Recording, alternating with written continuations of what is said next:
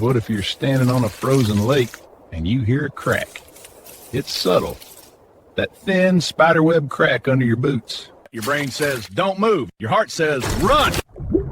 Wrong choice, and you're swimming in water colder than your ex's heart. If ice cracks under you, don't jump. Don't stomp. Slowly lower yourself down flat. Spread your weight out. You want to be big and wide, not vertical. You go through, first thing, control your breathing. Cold shock will try to steal it. Kick your legs horizontal. Get your chest up on the ice like you're climbing out of a pool. Don't stand up right away. Roll away from the hole. Ice ain't all the same thickness. Just because it held your buddy don't mean it'll hold you. And that dark patch, that's usually thinner.